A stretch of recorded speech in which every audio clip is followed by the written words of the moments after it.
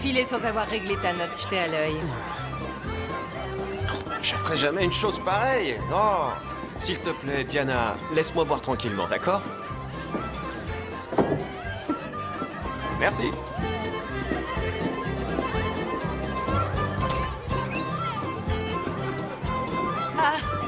Bonjour messieurs, bienvenue à l'Écailleur. Ici tout le monde m'appelle Mère. Je peux vous aider? Il nous faudrait une table pour 6. Une table pour 6? Une occasion particulière? Oui, nous fêtons les derniers jours de vie de garçon de ce jeune homme. Oh oh! Mesdemoiselles, prenez bien soin de ces charmants messieurs. Que diriez-vous de 2 pichets pour commencer? Très bonne idée. Ils arrivent! Merci. Je vous en prie.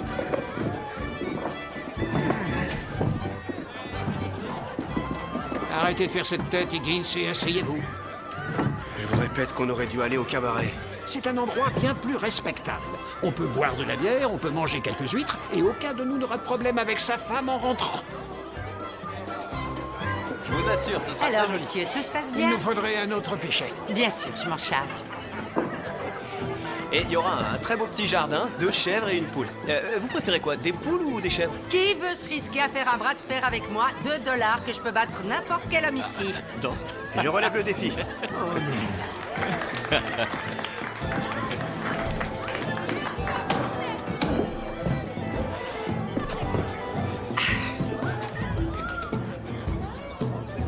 Montrez-lui, Higgins. Qui est le suivant? Je peux savoir ce qui vous fait rire? Dites donc, je vous connais. C'est normal, vous m'avez arrêté. Alors pourquoi vous n'êtes pas en prison? J'étais innocente.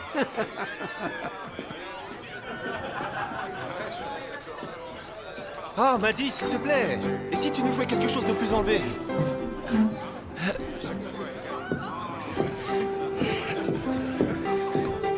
J'aime tellement que tu joues pour moi. Vous êtes doué. Non. Hé. Oh, hey, regarde où tu vas, espèce d'abruti. Je te préviens, tu vas me rembourser ce verre. Ça suffit, Tucker. Asseyez-vous.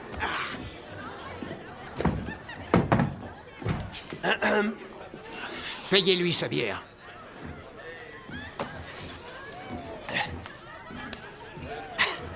Oh, mademoiselle, je suis là. Un autre verre pour le roi de l'huître. Ben voyons. Plus respectable, vous disiez. Et si vous la fermiez, Higgins?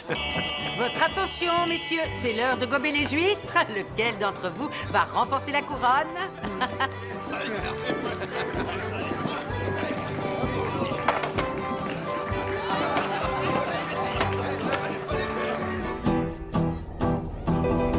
Trois, 2, 1, et c'est fini. Bravo, messieurs. Posez vos huîtres et faites une pause. Allez donc boire un verre pendant qu'on vous prépare la 2e manche. Il en faut ici. Ici aussi.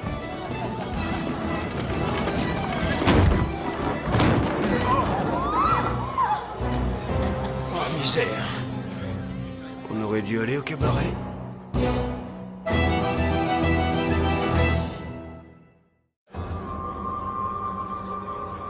Le pauvre, il était encore vivant il y a 1 heure. Où est Madame Hart? J'ai essayé de la joindre chez elle, mais il n'y avait personne. Elle s'occupera de l'autopsie demain. La cause du décès me paraît évidente. Quelqu'un lui a tranché la gorge et l'a mis dans ce tonneau.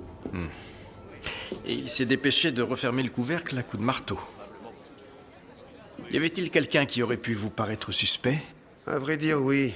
Il y avait un homme avec une moustache très longue. Mais en quoi était-il suspect? Il s'est moqué de moi, monsieur. Et après, on ne l'a plus revu de la soirée. Se moquer de vous, Higgins, ça n'a rien de criminel. C'est même un passe-temps assez agréable. Si on doit faire la liste de tous les suspects, il y a eu une dispute entre ce type et l'agent Tucker qui a ramassé un bon coup de poing dans le nez. Oui, c'est vrai. Après la dispute, Tucker est sorti du bar pendant un petit moment. Agent Tucker? Oui, monsieur. Je peux vous parler?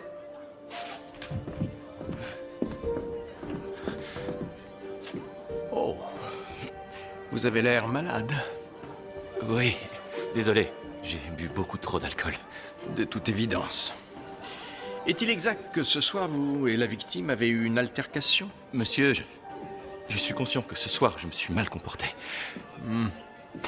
Est-ce que par hasard, ce comportement inclut aussi le meurtre? Oh non, bien sûr que non. Je suis agent de police. Je ne ferai jamais une chose pareille. Vous avez disparu une partie de la soirée. Où étiez-vous passé?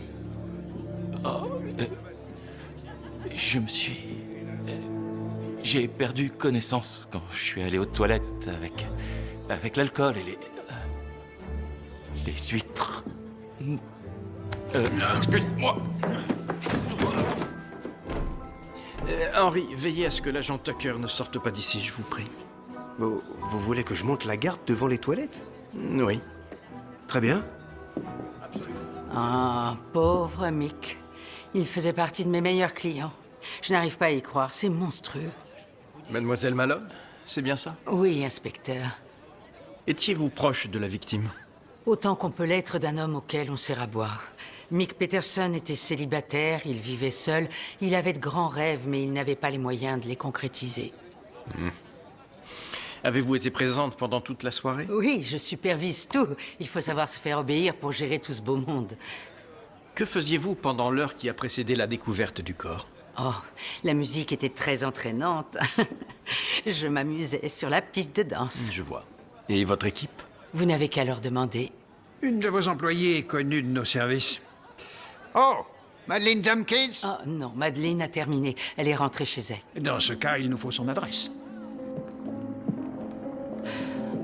Voilà, nous y sommes. C'est ici que les filles ont pris le tonneau. Merci. Pas de sang, ni de traces de lutte. Le meurtre pourrait avoir été commis ailleurs. Et le meurtrier aurait rapporté le tonneau dans l'entrepôt avec le corps à l'intérieur. Exactement. Mais toutes les personnes présentes ce soir disent avoir un alibi.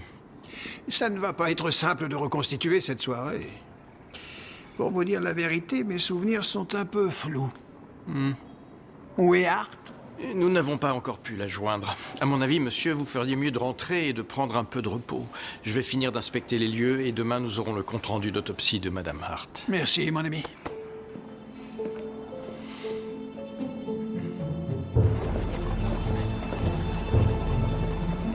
Toutes mes excuses pour mon absence d'hier soir. Vous étiez occupé. Eh oui, il n'y a pas que le travail dans la vie. Apparemment, c'est cette plaie qui a provoqué la mort. La carotide a été sectionnée et il s'est aussitôt vidé de son sang. Il y en avait beaucoup sur la scène de crime? Non, pas une seule goutte. S'il y en avait, il n'était pas visible. Je vais retourner à l'écailleur et inspecter minutieusement. Et pour ce qui est de l'arme du crime? Je suppose que c'est un objet court et pointu. Comme un couteau à huître? Vous soupçonnez une des filles de l'écailleur? Absolument. Et je sais précisément laquelle. Ah, je vois que vous faites bon usage de mes généreux dons. Oui, nous faisons de notre mieux et je vous en remercie encore. Qu'est-ce qui vous amène, Madame Pinch? Docteur Ogden, je ne sais vraiment plus quoi faire. Je vous assure, je suis à bout de nerfs. Mon médicament a disparu des rayons de toutes les pharmacies. Ah, quel médicament? Et le vin de cocaol, la base d'une bonne santé. Oui, c'est vrai, j'ai vu les publicités. Donc, vous devez en connaître les pouvoirs guérisseurs. Il soigne la névralgie, les troubles du sommeil, l'anémie... Et il n'y a pas le moindre effet secondaire. À vrai dire, Madame Pinch, le vin de coca contient de la cocaïne, qui provoque une forte dépendance et qui est nocive. C'est un tonique fantastique qui me donne toute l'énergie nécessaire pour m'engager pleinement dans de très nombreuses œuvres caritatives. Et ça a beaucoup aidé ma Ginny à vaincre sa timidité, je vous assure. Il n'est pas recommandé de donner de la cocaïne aux enfants. Mais elle est tellement renfermée quand elle n'en prend pas. Le vin de coca l'a littéralement transformée. Aujourd'hui, c'est la plus vivante des petites filles de 6 ans. Si ce produit ne se trouve plus dans les pharmacies, c'est parce qu'une nouvelle réglementation interdit désormais l'usage non médical de la cocaïne. Et c'est précisément pour ça que je viens vous voir. Il me faut une ordonnance, s'il vous plaît. Non, je regrette. Pas pour cet usage. Il y a des moyens bien plus sains d'accroître votre vitalité. Oh, mais qu'est-ce donc que ceci? Je parie que c'est très cher. Eh bien, oui. Cet appareil s'appelle un tensiomètre et il coûte très cher, en effet. Madame Pinch, je suis persuadée que la cocaïne ne vous aidera pas. J'ai besoin de mon vin de Madame coca. Pinch. J'en ai besoin. Madame Pinch, vous avez besoin de manger des produits sains, de faire de l'exercice, mais vous n'avez pas besoin de cocaïne. Docteur, si vous refusez de m'aider, expliquez-moi pourquoi je donne des sommes mirobolantes à votre stupide dispensaire. Oups, pardon. Mais enfin, je peux savoir quelle mouche l'a piqué? Vous devez savoir pourquoi je vous ai fait venir. Je le sais, oui, et je trouve ça choquant. N'êtes-vous pas un homme marié? Ne jouez pas à ce petit jeu avec moi. Je sais reconnaître une criminelle quand j'en vois une. Constance Weatherly a été assassinée pour vous éviter un mariage arrangé. Ce n'est pas moi qui l'ai tué. Non, ce sont vos complices. Mes amis me sont loyales. Vous trouvez que c'est un crime? Non, mais frapper un homme dans le cou avec un couteau à huître, c'en est un. Pauvre Mick. Je ne sais pas pourquoi on l'a tué, mais ce qui est sûr, c'est que je n'y suis pour rien. Je n'étais même pas là quand ça s'est passé. C'est ce que vous dites. Je le jure devant Dieu. J'ai joué quelques morceaux au piano et je suis rentrée chez moi. Et quelqu'un peut en témoigner? Non. Mais je n'étais pas au bar. Demandez à qui vous voulez. Comptez sur moi. Très bien, faites donc. Vous voulez démontrer quoi avec ça? Cet appareil émet des rayons ultraviolets, ce qui permet de rendre visibles certaines preuves que l'œil humain n'est pas capable de discerner.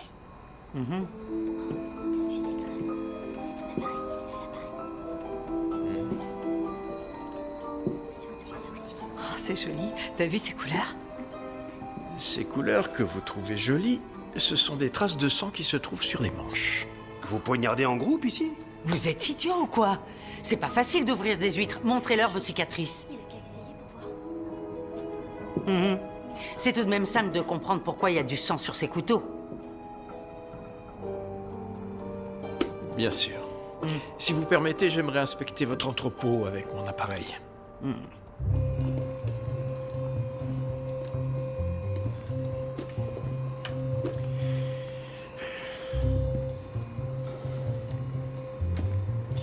Il y en a partout.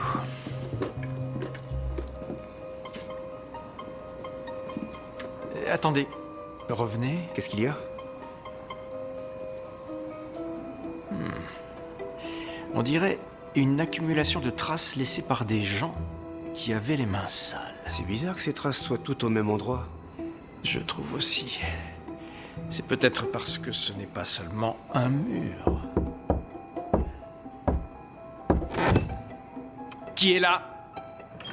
Maréchaussée de Toronto, ouvrez cette porte!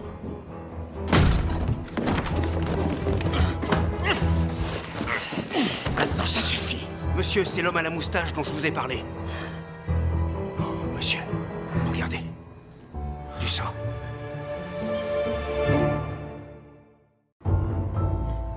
Comment vous appelez-vous? Harry Hayes. Et je peux savoir ce que vous faites ici? Je protège les filles. Vous... Mais de quoi? Des clients? Oui, si c'est nécessaire. Hier soir, était-ce nécessaire? Non, hier, non. Hier soir, tout s'est très bien passé. Pas pour Mick Peterson. Je sais. Pauvre Mick. Le sang dans l'escalier, je me suis dit que c'était le sien.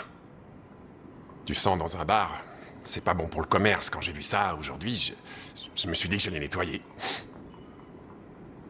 Vous avez entendu des voix ou des bruits venant de cette cage d'escalier? Non, la porte est très épaisse. Et vous n'avez pas vu le sang sur les marches hier soir? Non, nous on prend l'escalier de devant. Il y a que les clients qui prennent celui-là. Vous faites quoi exactement à l'étage? Mon bureau, c'est la porte rouge là-bas, au fond du couloir. Et les autres pièces? Apparemment, ce sont des chambres, monsieur. Oui, c'est pour les filles. Elles sont à leur disposition quand elles ont besoin de se reposer. Bon, d'accord. C'est un bordel, j'avoue. Henry, fouillez les chambres. Vous avez omis de me dire que c'était un lupanar hier soir. Oui, parce que mes filles ne font de mal à personne et ça leur permet de ne plus travailler dans la rue. Mademoiselle Malone, je vous assure que tout ce qui m'intéresse, c'est de trouver le tueur de Monsieur Peterson. Alors vous ne m'arrêtez pas, j'ai ouvert un bordel pourtant. Pas si vous coopérez. Que voulez-vous savoir? Je veux les noms de tous les clients qui sont montés avec vos filles hier soir. Leurs noms? J'aurais déjà bien du mal à les reconnaître. Pour moi, ce sont tous les mêmes. Et hier, je n'étais pas à l'étage. Tout le monde vous le dira. Mademoiselle McKean, avez-vous vu Mademoiselle Malone au bordel hier soir? Quel bordel? Ça ne sert à rien de me mentir. Je sais parfaitement ce qui se passe dans cet établissement. Alors, l'avez-vous vu? Je travaille plus à l'étage depuis longtemps. Maintenant, je fais plus que le service au bar.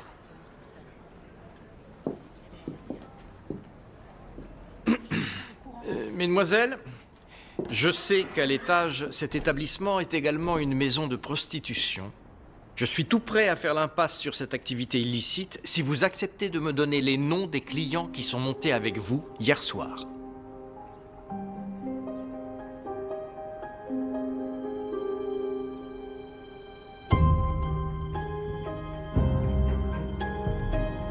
Le tueur a dû faire basculer le tonneau contre les marches de l'escalier et ensuite il a dû faire rouler le corps de Peterson à l'intérieur. Et donc il y a un bordel au premier étage. Oui, mais toutes les employées ont refusé de divulguer l'identité de leurs clients. Peu importe. Je sais qui l'a tué. Merci, Higgins. Je suis à peine installée dans ma cellule que vous me faites déjà demander. Il est dingue de moi. Vous ne m'aviez pas dit pour le lupanar. Vous voulez que je nous réserve une chambre? Vous ne m'avez pas dit la vérité. Vous n'étiez pas chez vous hier soir. Vous étiez à l'étage. Vous m'avez démasqué. Je suis une tapineuse, comme ça doit vous surprendre. Mais je ne suis pas une meurtrière. Je ne vous crois pas. C'est de bonne guerre. Peut-être que lui, vous le croirez. Quoi? L'agent Tucker? Oui. Avec qui vous croyez que je suis montée? Higgins, vous me la remettez en cellule jusqu'à ce qu'on ait réglé cette affaire. Tucker, dans mon bureau.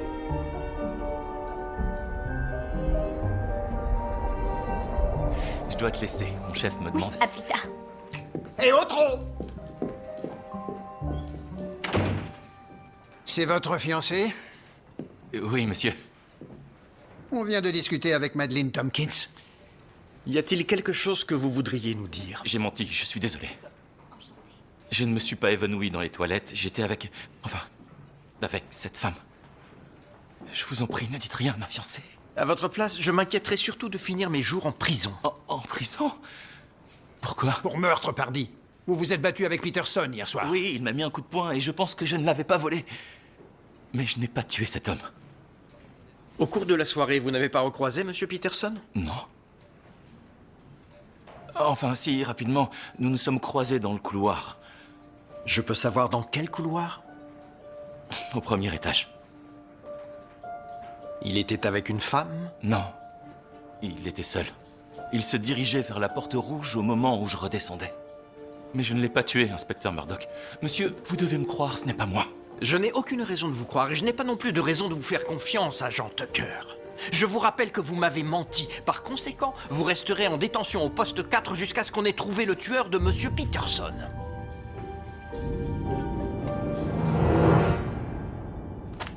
Ça me donne envie de fondre en larmes. Ah, moi j'ai envie de tordre le cou d'Eleanor Pinch. Quelle garce! Il y a un problème? Madame Pinch a fait une déclaration calomnieuse sur les soi-disant mauvais traitements qu'elle aurait subis au dispensaire. Le docteur Ogden n'a pas daigné prendre en compte mon état de santé et a refusé de me soigner, a déclaré Madame Pinch, des larmes plein les yeux. Je suis donc allée voir le docteur Jasper Katz à l'hôpital de Toronto, qui m'a aussitôt prescrit le médicament dont j'avais tant besoin. C'est ridicule! Elle n'a pas besoin de prendre de la cocaïne! Et ce passage m'a fait littéralement bouillir. La malheureuse bienfaitrice dit regretter amèrement les généreux dons qu'elle a pu faire au nouveau dispensaire pour femmes, qu'elle n'hésite pas à décrire comme un repère de charlatans. Vous allez faire quoi, docteur? Eh bien, je pense que je ne vais pas laisser cet article me décourager et que je vais continuer à soigner les femmes de l'Ontario. Que puis-je faire d'autre? Bravo. Si ça ne tenait qu'à moi, j'irai la voir dans son manoir, qui est d'ailleurs bien trop tape à l'œil, et je lui mettrai une bonne paire de gifles pour faire disparaître son sale petit air suffisant. Vous vous doutez que ce n'est pas la démarche que je recommanderais, Margaret. Pourtant, moi aussi, ça me démange.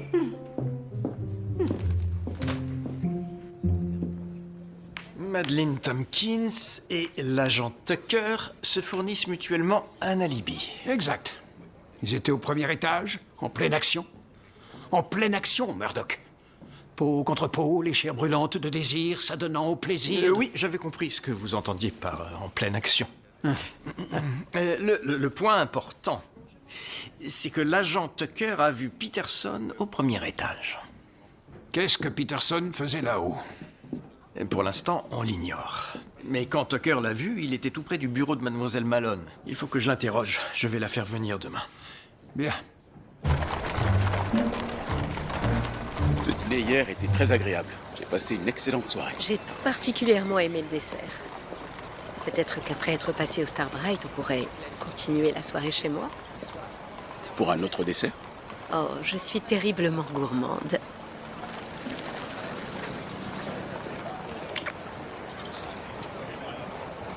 Tu as froid? Tiens, prends ma veste. Oh, merci, mais j'ai laissé un châle sur mon bureau. On est à côté. D'accord.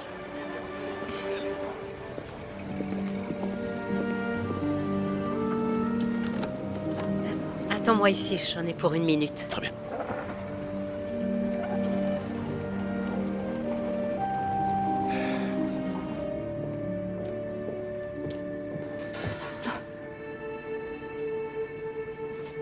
Il y a quelqu'un?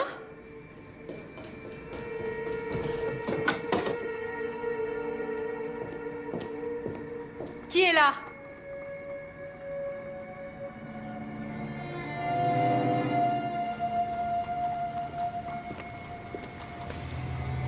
Hé, toi! Où tu vas?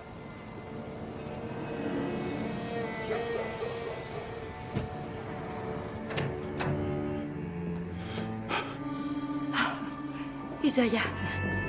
Oh. Violette, tout va bien? Oui, j'ai seulement eu peur. Il y avait quelqu'un? Oui, je crois.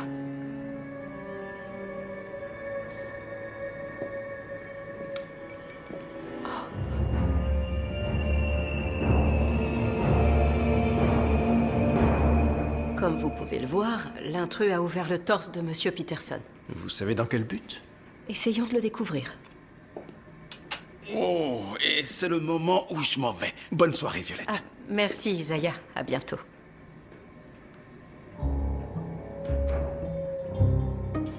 La profanation du corps pourrait-elle être une forme de vengeance? Voulait-il nous passer un message? Ou peut-être qu'il s'escrimait, par le biais d'une méthode inhabituelle, à cacher quelque chose qu'il ne voudrait pas qu'on trouve, comme par exemple un poison. Oh, qu'est-ce que ça fait là? Qu'y a-t-il? Cet homme est une huître humaine.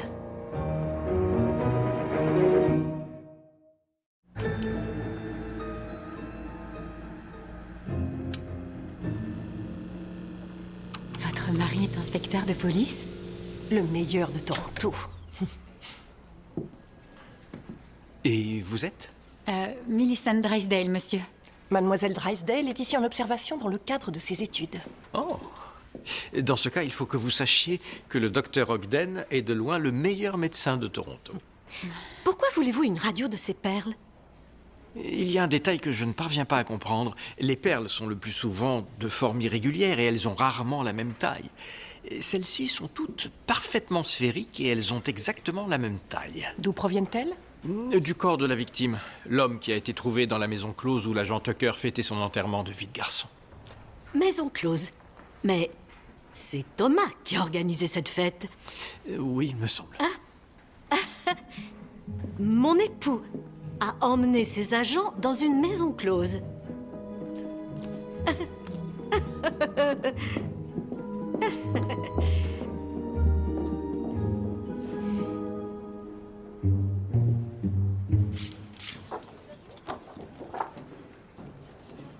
Où avez-vous trouvé ces perles?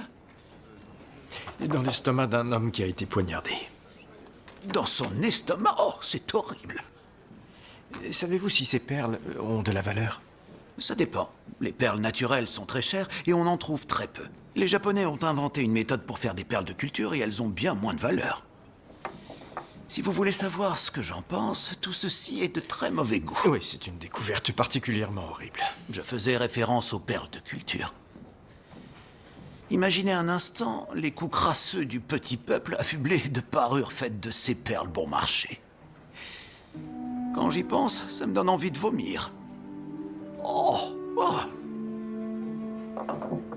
Ce sont des perles de culture. Savez-vous qui vend des perles de culture ici, à Toronto? Je ne connais qu'un seul homme qui en vend, enfin, qui essaie d'en vendre dans la région, et je l'ai mis à la porte de ma boutique. Et comment s'appelle-t-il? Je ne lui ai pas demandé. C'était un homme assez grand, un mufle buveur de bière et qui sentait très fort le poisson. Vous a-t-il dit d'où il venait? De l'île du Prince-Édouard, oui, c'est ça.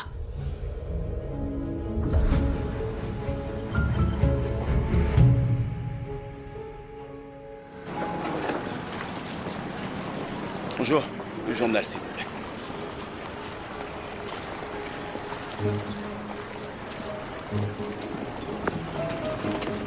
Hé, attends. faire devant la morgue hier soir. Lâchez-moi! Aidez-moi! Au secours, il essaie de m'enlever! Au secours! Police! Un problème, monsieur Buchanan?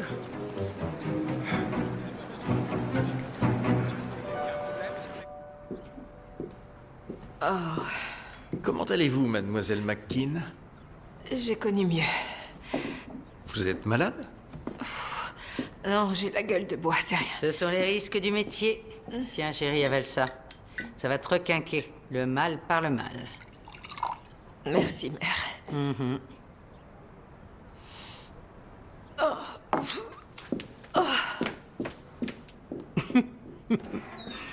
Cette petite ne tient pas l'alcool. Je peux vous aider, inspecteur? Et qui vous fournit les huîtres? Il s'appelle Dabney Ferkser. Pourquoi, ça vous intéresse? Est-il aussi vendeur de perles? Vous trouvez que ce bar ressemble à une bijouterie? Notre médecin légiste a trouvé 20 perles de culture dans l'estomac de Monsieur Peterson. Il avait avalé des perles? Mais pourquoi? Mick n'était pas le couteau le plus affûté du tiroir, mais non, il n'aurait jamais... Je pense qu'il voulait les cacher parce qu'il les avait volées. À vous. Ah oui. Et je peux savoir d'où vous sortez des idioties pareilles? Monsieur Peterson a été vu tout près de votre bureau le soir du meurtre. Eh bien, Mick avait toujours besoin d'argent. Il a peut-être essayé de me voler. Mais si j'avais eu un trésor en perles dans mon bureau, vous pensez vraiment que je serais encore là à servir du mauvais whisky à des soulards? Savez-vous si Monsieur Ferkser et Monsieur Peterson se connaissaient? Écoutez, maintenant que j'y pense, il me semble que oui. Et ce Monsieur Ferkser était là, le soir où Monsieur Peterson est mort? Moi, je ne l'ai pas vu, je ne sais pas. Il était peut-être là. Je n'avais pas que ça à faire. Savez-vous où je peux le trouver? Monsieur, Buster Farley vous attend en salle d'interrogatoire. Je suis là dans une minute. Oh! Margaret, mais qu'est-ce que tu fais là? Tu as osé emmener tes agents dans une maison close!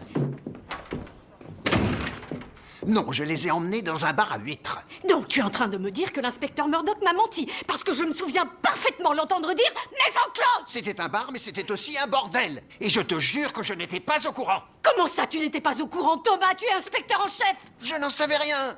Et quand bien même c'était à moitié un bordel, je me suis contenté de boire du whisky et de manger des Oh, huîtres. tiens donc. Eh bien, j'ai beaucoup de mal à croire que tu n'aies rien fait. Le monde entier est rempli de choses que tu as du mal à croire, Margaret. Et je ne peux malheureusement pas t'aider parce que je dois aller interroger un garçon de 8 ans.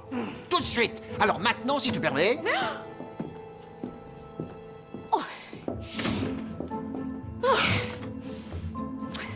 Un garçon de 8 ans? Qu'est-ce que c'est que cette histoire? Moi, j'ai rien fait de mal. Je me suis même pas approché de la morgue. Tu ferais mieux de ne pas me mentir. Sinon quoi? Tu vas finir pendu. Vous feriez pas ça? Mon bourreau a une corde avec un petit nœud coulant qui s'adapterait parfaitement à ton petit cou. Et je sais qu'il a hâte de l'essayer. On m'a proposé un paquet de cigarettes pour que je fasse le guet. Ah, tu faisais le guet. Mais tu es allé vers la morgue quand tu as été repéré. Je cherchais des allumettes. Oh, d'accord. Écoute-moi bien. Je te laisse partir si tu me décris la personne qui t'a engagé. Si vous voulez, je peux vous faire un dessin. Parfait. Mais c'est 25 cents. Ah, voyons voir ce que j'ai dans les poches. Ah. Et voilà. Je t'apporte un crayon et du papier.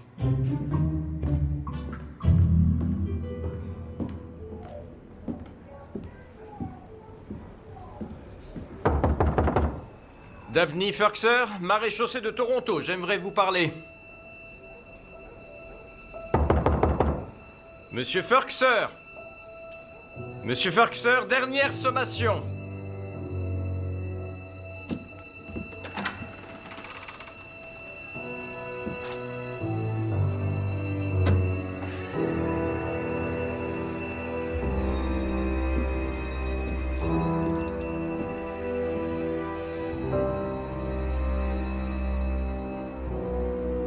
Et c'est là que j'ai trouvé Ferkser dans l'asile de nuit. Vu l'état du corps, je pense qu'il était mort depuis quelques jours. Ça pourrait bien être un double meurtre. Qu'est-ce qui vous a pris d'aller parler du bordel à Margaret? Pourrait-on se concentrer encore une minute sur le meurtre de Peterson? C'est bon, c'est réglé, j'ai déjà élucidé le meurtre. Margaret est furieuse. Mais à quoi vous pensiez? Je croyais simplement que vous lui aviez déjà tout raconté. Mais comment avez-vous résolu l'enquête? Bon sang, Murdoch, vous connaissez ma femme. Pourquoi serais-je allé lui dire qu'on était dans un bordel?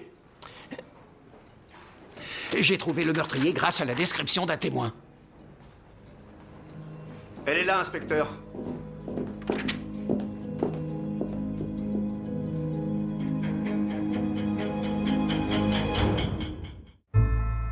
Je n'ai pas tué Mick Peterson. Mais c'est bien vous qui avez profané son corps à la morgue. Ouais. Pardon, je voulais pas.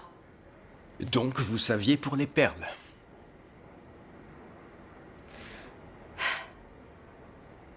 J'ai surpris Mick en train de les compter.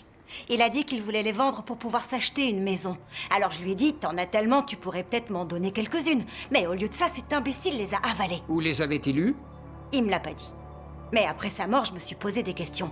Toutes ces perles, maintenant il n'en a plus besoin. Moi aussi j'aimerais m'acheter une maison.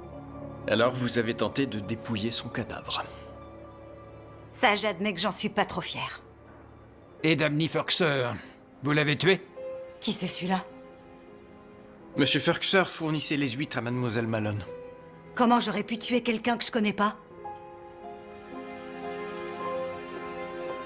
Une source anonyme a informé notre rédaction que Madame Eleanor Pinch n'était pas malade quand elle a demandé de la cocaïne au docteur Julia Ogden.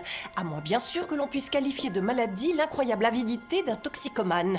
Mais oui, bien sûr, c'est une maladie. Au moins, ça remet en question le premier article. C'est sans importance, William. Les médecins sont tenus de respecter le secret médical. C'est un engagement moral. Quelqu'un au dispensaire a enfreint une des règles les plus importantes de notre métier en divulguant ça. Et tu as une idée de qui ça pourrait être? Malheureusement, oui. Je pense savoir qui c'est. Monsieur Ferkser a été étranglé. Avez-vous pu déterminer quand il a été tué? Ce n'est qu'une estimation, mais il est mort au moins 4 jours avant que vous l'ayez trouvé. Donc il est mort avant Monsieur Peterson. Vous croyez que c'est la même personne qui a tué Peterson et Ferkser? C'est possible. Madame Hart, votre autopsie a-t-elle apporté des éléments qui nous permettraient de trouver l'identité du tueur? Eh bien, les hématomes indiquent que c'était quelqu'un de très fort, puisqu'il a pu étrangler Monsieur Ferkser à main nue. Et les traces que vous voyez là sont celles des bagues qu'il portait au moment du meurtre. Notre homme a donc beaucoup de force dans les mains et il porte des bagues. Je connais quelqu'un qui correspond à cette description. Mais c'est une femme. Vous voulez que je fasse quoi?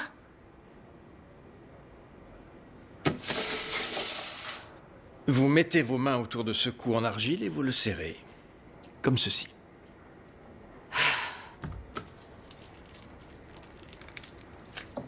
Ça vous va?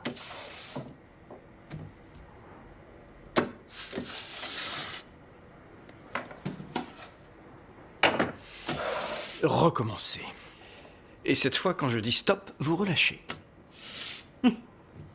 Vous donnez des cours de poterie? Recommencez. Stop.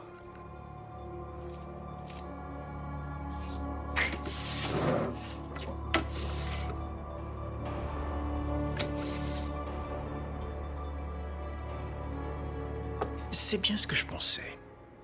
Vous pensiez quoi? Que l'argile est molle? Quel fin limier vous faites? Vous avez tué Dabney Ferkser. Les marques qu'on a trouvées sur son cou correspondent à celles que vos bagues ont laissées à l'instant dans l'argile. Vous l'avez étranglé.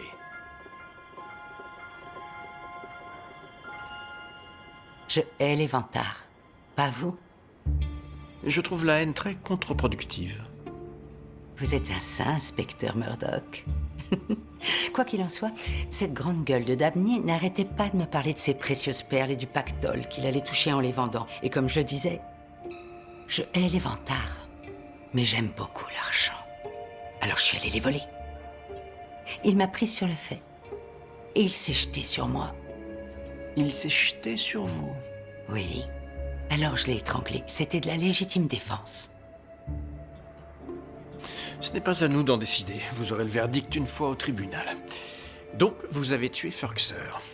Ensuite, vous avez découvert que Peterson vous avait volé les perles. Et à nouveau... Quoi? Une petite minute. Je n'ai pas tué Mick. Il me tapait sur les nerfs, mais c'était un bon garçon. Ça m'épate qu'il ait osé me voler. Ce gosse n'avait rien dans le ventre. Pourtant, l'autopsie a révélé que justement les perles étaient dans son ventre. C'est peut-être pour ça qu'il ne m'a pas lâché de la soirée. Il me suivait partout. Il devait chercher où j'avais pu les cacher. Ces derniers temps, il passait ses journées à nous rabâcher qu'il devait économiser pour fonder une famille. Je lui ai dit, Mick, si c'est vrai, pourquoi tu es dans mon bar à te saouler comme un marin au port?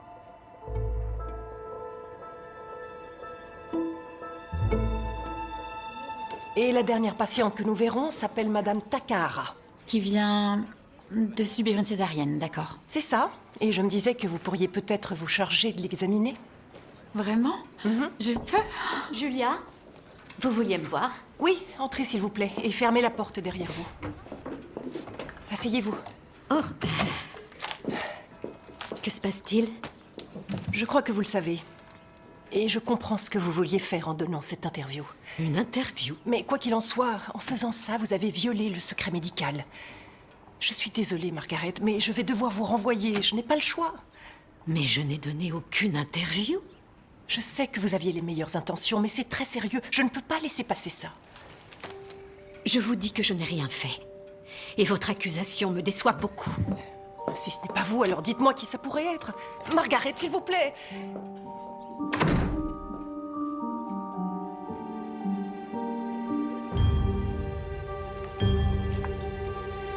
Mère Malone a tué Ferkser. Mais qui a tué Peterson? Elle dit que ce n'est pas elle. Elle dit qu'elle ne savait même pas qu'il avait les perles. C'est forcément Madeleine Tompkins.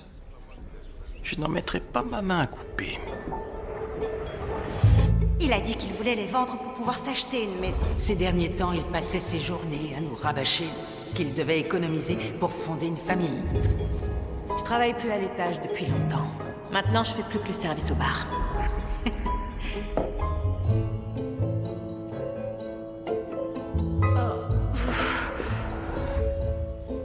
Alors, qui a tué Peterson? Madeleine Tompkins ou Mère Malone? Peut-être aucune des deux.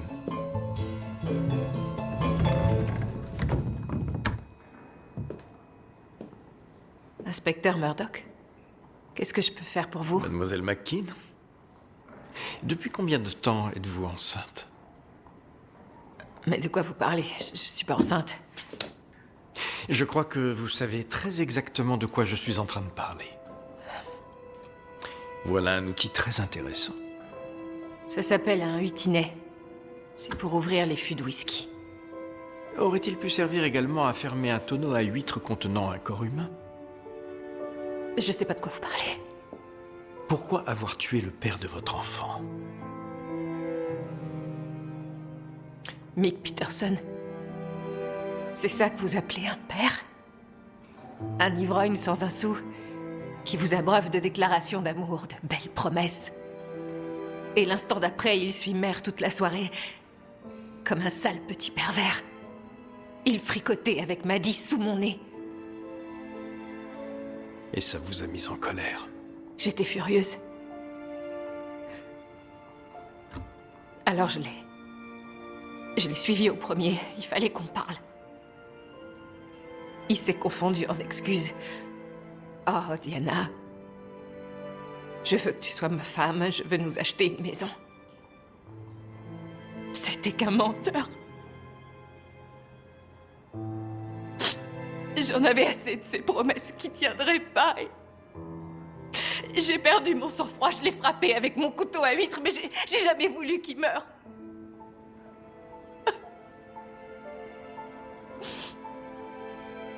Au moins une de ses promesses n'était pas vaine. Il aurait pu vous acheter cette maison avec les perles qu'il avait. Des perles? Et il avait des perles?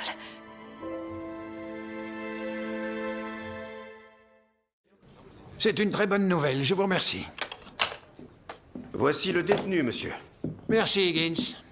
Il vient de passer plusieurs jours enfermé dans une de nos cellules. C'est là qu'on met les détenus, Higgins, c'est normal. Enfermé comme un animal, mangeant dans une gamelle. Higgins, ça suffit. Allez, sortez.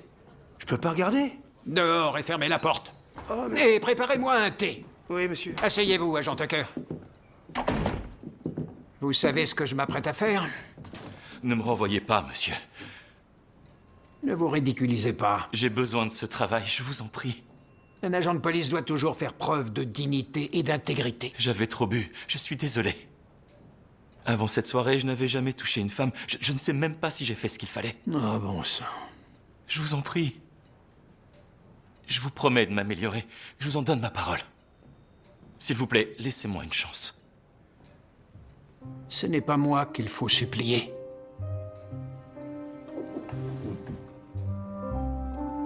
Qu'est-ce qu'elle fait ici? Elle veut que vous lui expliquiez pourquoi on vous a mis en cellule. Mais qu'est-ce que je vais lui dire?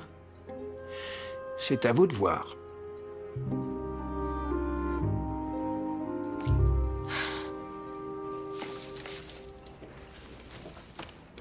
Thomas?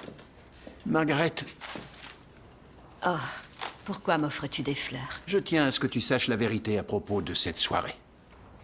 Je ne savais pas que c'était un bordel quand j'y emmenais les gars. J'ai été naïf. Désolé que ça t'ait tourmenté. Non, Thomas. C'est à moi de m'excuser. Je n'aurais pas dû douter de toi. Maintenant, je comprends ce que ça fait quand quelqu'un t'accuse à tort. Je viens de démissionner. Pourquoi? Explique-moi. Excusez-moi de vous déranger. Thomas, vous permettez que je parle à votre femme? Ah, bien sûr. Je vous laisse. Je m'en veux beaucoup, Margaret. J'ai tiré des conclusions hâtives. Et je voulais vous dire que Millicent n'est plus des nôtres. Ah.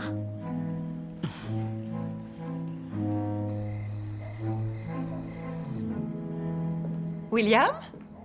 Bonsoir, Julia. Ah. Suzanne adore. À point fermé. Qu'est-ce que c'est que ça? Tu travailles dur toute la journée pour diriger le dispensaire. Ce soir, je te propose de te détendre et de déguster quelques huîtres. Oh, c'est une surprise. Elles sont vivantes? Absolument. J'ai entendu dire que les huîtres ont des propriétés aphrodisiaques. Je ne crois pas que ce soit scientifiquement prouvé. Je ne crois pas non plus, mais on devrait au moins vérifier cette théorie.